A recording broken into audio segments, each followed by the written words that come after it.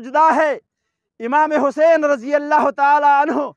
امام حسین رضی اللہ تعالی عنہ بچے ہیں، چھوٹے عمر کے ہیں، محبوب کے کندھوں پر سوار ہوتے ہیں۔ ایک محبوب کے ایک کندھے پر سوار ہوتا ہے، دوسرا محبوب کے دوسرے کندھے پر سوار ہوتا ہے۔ صحابی سامنے ہوتے ہیں، آگے جاتے ہیں، محبوب کے نواسوں کو محبوب کے کندھوں سے ہٹاتے ہیں۔ محبوب نے فرمایا نہ کیا کرو، میرے نواسوں کو نہ چڑھو، اسے بہت اچھی سواری ملی ہے، اسے اپنی سواری کی مزہ اٹھانے دے۔ حسین تو وہ ہے جس کے بارے میں محبوب فرماتے ہیں سیدا شباب اہل الجنہ الحسن والحسین۔ ہم تو امام حسین کے پیروکار ہے، الحمدللہ ہم تو یزید کے پیروکار تو نہیں ہے، ہم تو امام حسن اور امام حسین رضی اللہ تعالی عنہ کے پیروکار ہے۔ امام سر احمد ہندی نقشبندیت طریقے کا ایک پیر مجدد گزرے ہیں، اتنے بہت بڑے اللہ والے تھے۔ وہ لکھتے ہیں اپنے تاریخ میں کہ میں نے محبوب علیہ السلام کی زندگی میں سارے سنت کو پورا کیا ہے، لیکن محبوب کی ایک سنت مجھ سے چھوٹ گئی، رہ گئی۔ میرا یہ خواہش تھا، اپنے ورثاء کو میں نے یہ وصیت کی، جب میں دنیا سے رخصت ہو جاؤں، میرے نواسے پیدا ہو جائے، اسے میرے قبر پر بٹھا دینا۔ جب امام سر احمد ہندی رحمۃ اللہ تعالی علیہ کے نواسے پیدا ہوئے، وہ تو دنیا سے رحلت کر چکے تھے، اس ورثاء نے اس بچوں کو اٹھایا، اس امام صاحب کے قبر پر بٹھایا۔ اس قبر کی طرف سے اونٹنی کی آواز نکلتی ہے۔ عرب کے ہاں ایک رواج تھا، اپنے بچوں کو اونٹوں پر بہت شوق سے سوار کیا کرتے تھے۔ محبوب علیہ السلام کے نواسے محبوب کے سامنے پیش ہوئے، محبوبہ عرب کہاں یہ رواج ہے، اسے ایک سواری ملتی ہے اونٹنی، ہماری تو اونٹنی نہیں ہے۔ محبوب نے اپنے نواسوں کو اپنے کندھوں پر بٹھایا۔ پھر محبوب فرماتے ہیں سناؤ، تجھے تو عرب ہاں کے لوگوں سے اچھی سواری ملی ہے۔ امام سر احمد ہندی کی تاریخ میں لکھتے ہیں کہ محبوب علیہ السلام کی وہ ایک سنت اللہ رب العزت نے قبر میں وہ پورا کیا۔ جب اس کے نواسوں کو قبر پر لٹایا، قبر پر بٹھایا، قبر کی طرف سے اونٹنی کی آواز نکلتی ہے۔ اپنے آپ کو حسینی کہنے والوں، ذرا یہ بات غور سے سنو، ہم تو عاشق رسول ہونے کا دعویٰ بھی کرتے ہیں۔ امام سعدی رحمت اللہ تعالی علیہ فرماتے ہیں اے مرغی سحر عشق زی فروان بیاموز، کان سوخ ترا جان شد و آواز نیامد، این مدعیان در طلبش بے خبرانند، کان را کی خبر شد خبرش باز نیامد۔ امام سعدی بلبل سے شکایت کرتے ہیں، اے بلبل تجھے کیا پڑی ہے، ہر صبح عشق کی صدائیں لگاتے ہو، عشق اگر سیکھنی ہے تو پتنگ سے سیکھو، بھڑکتی ہوئی آگ کے اندر چھلانگ لگاتی ہے، دوبارہ کوئی بھی اس کا آواز نہیں سنتا۔ بلبل تجھے کیا ہوا، روز ہر صبح کے وقت عشق کی صدائیں لگاتے ہو، عشق اگر سیکھنی ہے تو پتنگ سے سیکھو۔ امام سعدی فرماتے ہیں این مدعیان در طلبش بے خبر آنند، کان را کی خبر شد خبرش باز نیامد۔ یہ جھوٹے عشق کے دعوے کرنے والے، یہ اپنے جھوٹے دعوے چھوڑ دو۔ عشق تو وہ ہے جو عشق پتنگ نے کی ہے، وہ عشق سیکھو۔ جو بھڑکتی ہوئی آگ میں چھلانگ لگاتی ہے، دوبارہ کوئی بھی اس کا آواز نہیں سنتا۔ عشق تو یہ ہے۔ ہم آج کل تو برملا بڑے دعوے سے یہ دعویٰ کرتے ہیں کہ ہم عاشق رسول ہے۔ جو معشوق عاشق سے جو چیز چاہتا ہے اس کے پاس تو نہیں چلتے۔ محبوب علیہ السلام نے اپنی زندگی کا مثال، اپنے معاشرے کا مثال، اس کا نمونہ اپنے صحابہ کرام رضوان اللہ تعالی علیہم پیش کیے ہے۔ چاہے کاروبار کے لیول سے ہو، معاملے کے لیول سے ہو، مسلمانوں کے ساتھ اٹھنے بیٹھنے کے لیول سے ہو، محبوب کی زندگی کا مثال وہ صحابہ کرام جانثار صحابہ کرام ہے۔ حضرت عبادہ بن صامت رضی اللہ تعالی عنہ محبوب کے صحابی ہے۔ محبوب کے پاس آتے ہیں، عرض کرتے ہیں محبوبہ میں دنیا میں کاروبار کرتا ہوں، خرید فروخت کرتا ہوں، ہر وقت مجھے گھاٹے ملتے ہیں، ہر وقت میں نقصانات اٹھاتا ہوں۔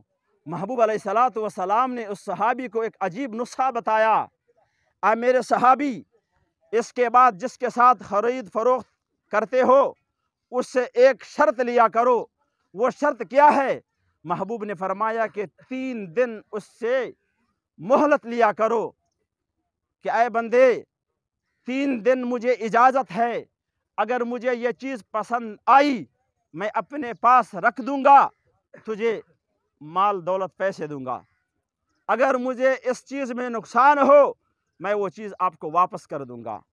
وہ صحابی لکھتے ہیں پھر مرتے دم تک مجھے کسی بھی کاروبار میں دھوکہ نہیں پڑا۔ صحابہ دین والے تھے، دین کس کا تھا؟ صحابہ کا تھا۔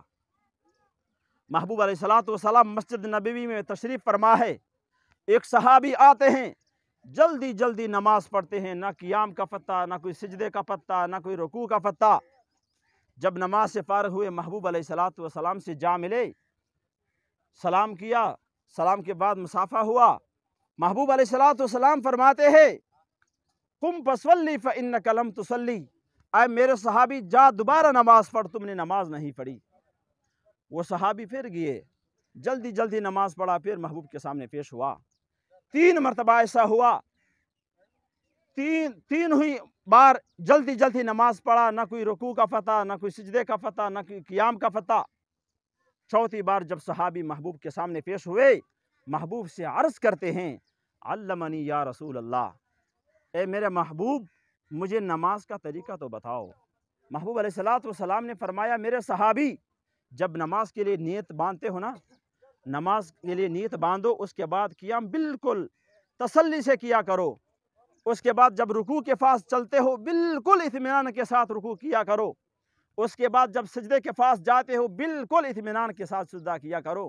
محبوب علیہ الصلاۃ والسلام نے زندگی معاشرے کے ماحول سب تو صحابہ کرام کا ایک مثال پیش کیا ہے، اگر معاملے کے لحاظ سے ہے یا دین کے لحاظ سے ہے یا قربانی کے لحاظ سے ہے۔ محبوب کے صحابہ وہ قربانی دینے والے تھے جس کے بارے میں قرآن فرماتا ہے وَيُؤْثِرُونَ عَلَىٰ أَنفُسِهِمْ وَلَوْ كَانَ بِهِمْ خَصَاصَةٌ، اپنے پر دوسروں کو ترجیح دیتے تھے۔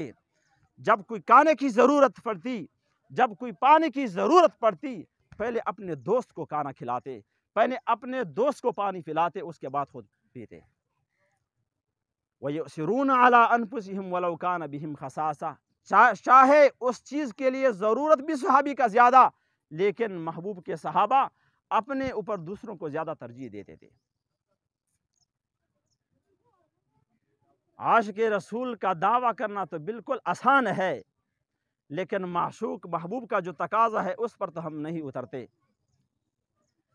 ہم تو نماز کے پاس نہیں جاتے، ہم جب اذان کی صدا سنتے ہیں ہمارے جٹ لوگ کیا کہتے ہیں؟ مولوی کے سر ڈانگ بجی، مولوی کے سر ڈانگ بجی۔ ہمارے جٹ لوگ کیا فکرہ، کیا محاورہ استعمال کرتے ہیں؟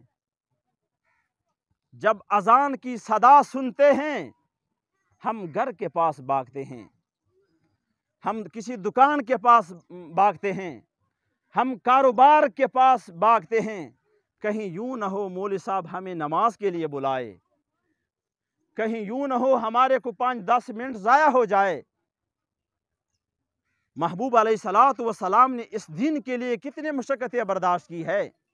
محبوب علیہ الصلاۃ والسلام خانہ کعبہ میں اللہ کے سامنے سر بسجدہ ہے، وہ کافر آتے ہیں، وہ پلیت مردار اوجری محبوب کے گردن میں ڈالتے ہیں۔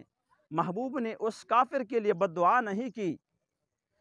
جب طائف میں محبوب علیہ الصلاۃ والسلام تشریف لے گئے لوگوں کو دین کی دعوت دینے کے لیے، لوگوں سے فرماتے ہیں اے لوگو کلمہ طیبہ پڑھ دو، تم کامیاب ہو جاؤ گے، تم نجات پاؤ گے۔ ایک راوی سوال کرتے ہیں، پوچھتے ہیں پیچھے سے ایک آدمی چلا جاتا ہے محبوب کے سامنے، وہ کیا فرماتے ہیں؟ اے لوگو اسے نہ مانو، الیاذ باللہ یہ تو جادوگر ہے، آپ کو اپنے آباء و اجداد کے دین سے ہٹانے کے لیے آیا ہے، الیاذ باللہ۔ محبوب پر پتھر برساتے ہیں، محبوب کے جسم مبارک سے خون نکلتے ہیں۔ وہ محبوب اللہ رب العزت کے وحدانیت کا اعلان صدا کرتے ہیں، اے لوگو کلمہ طیبہ پڑھ لو تم نجات پاؤ گے۔ پیچھے ایک آدمی شخص گزرتا ہے، پتھر اٹھا کر محبوب علیہ السلام کو مارتے ہیں، محبوب کے جسم سے خون نکلتے ہیں۔ محبوب علیہ السلام نے طائف والوں کے لیے بھی بد دعا نہیں کی۔ غزوہ خندق میں کفار سے لڑتے ہیں، محبوب علیہ السلام سے ایک نماز قضا ہوئی، عصر کی نماز قضا ہوئی۔ محبوب علیہ السلام نے آسمان کی طرف دیکھی، لمبی آہ کھینچی، جلال میں آئے، بد دعا کرتے ہیں، اللہم ملأ اللہ قبورہم وبیوتہم نارا الذی حبسونی عن الصلاۃ الوسطیٰ۔ اے اللہ اس کے قبروں کو، ان کے گھروں کو جہنم کے آگ سے بھر دے، جنہوں نے تیرے محبوب کو نماز کا موقع نہیں دیا، جنہوں نے تیرے محبوب کو نماز کے لیے وقت نہیں دیا۔ محبوب علیہ السلام سے تاریخ پوچھتے ہیں، محبوب تم کیوں اتنا جلال میں آئے؟ خانہ کعبہ میں آپ کے گردن مبارکہ میں وہ اوجری ڈال دی گئی تھی، آپ نے ان کے لیے بد دعا نہیں کی۔ طائف میں لوگوں نے پتھر مار مار کر آپ کے جسم مبارک سے وہ خون نکلے، آپ نے ان کے لیے بد دعا نہیں کی۔ آج غزوہ خندق میں ایک نماز قضا ہوئی، محبوبہ کیوں اتنا جلال میں آئے؟ اپنے امت کے لیے کیوں بد دعا کی؟ رب کائنات کا ایک حکم پائمال ہوا جسے نماز بولتے ہیں، جس کے بارے میں محبوب علیہ السلام فرماتے ہیں، نماز میرے آنکھوں کی ٹھنڈک ہے۔ یہ معراج مومن ہے۔ محبوب علیہ السلام جب رب کائنات کے ملاقات کے لیے گئے، وہاں تحفے میں نماز ملا ہے۔ آج کل ہم دنیا میں رہتے ہیں، صبح سے لے کر شام تک ہمیں نماز کی مہلت نہیں ملتی، افسوس کی بات ہے۔ شیطان نے ایک سجدے سے انکار کیا، اللہ رب العزت نے اس شیطان کی پوری زندگی بربادی میں لکھ دی۔ ایک سجدے سے انکار کیا۔ سامعین حضرات، صبح کے نماز کے تقریباً 4 رکعت ہے، 4 رکعتوں میں 8 سجدے ہیں۔ ہم 8 سجدے صبح ترک کرتے ہیں، چھوڑ دیتے ہیں۔ ظہر میں ایسے، عصر میں ایسے، مغرب عشاء تک کتنے سجدوں سے ہم انکار کرتے ہیں، صبح سے لے کر شام تک۔ محبوب علیہ السلام نے طائف والوں کے لیے بد دعا نہیں کی، خانہ کعبہ والوں کے لیے بد دعا نہیں کی، صرف جنہوں نے ایک نماز کا موقع نہیں دیا انہوں کے لیے بد دعا کی۔ پھر اس 1400 صدی امتی کے لیے کیا دعا ہوگی؟ قیامت کے دن پھر ہم کس منہ سے یہ دعوے کریں گے کہ محبوب ہم تیرے امتی ہے؟ ہم علماء تو یہ ہمارے لیے تو ایک بہانہ ہے۔ اللہ رب العزت ہمارے اعمال صحیح کرے کہ محبوب، یا رب تیرے محبوب کی شباہت لے کر آیا ہوں، حقیقت اس کو تو کر دے، میں صورت لے کر آیا ہوں۔ سر پہ محبوب کی پگڑی ہے، چہرے پہ محبوب کی سنت ہے، لباس محبوب علیہ السلام کی ہے۔ ہمارا تو یہی بہانہ ہے، جس لوگوں کے منہ پر محبوب کی سنت نہیں، سر پر جس لوگوں کی محبوب کی سنت نہیں، جن لوگوں کی لباس محبوب علیہ السلام کی نہیں، اس کے لیے کیا بہانہ ہوگا؟ قیامت کے دن جب اللہ رب العزت قاضی ہوگا، میدان حشر ہوگا، شفاعت کرنے والا وکیل کون ہوگا؟ محبوب علیہ السلام ہوگے۔ پھر کس منہ سے محبوب کے سامنے پیش ہوں گے؟ محبوبہ ہمارے لیے شفاعت کرو۔ محبوب علیہ السلام تو فرمائیں گے کہ فلان کلخانی میں میرے وارث آپ کے سامنے دین کے باتیں کرتے تھے، آپ نے اس پر کتنا عمل کیا، اس کو کتنا ہی سمجھا؟ ہم تو بیانات سنتے ہیں، بیانات کو اسی جگہ پر چھوڑ جاتے ہیں۔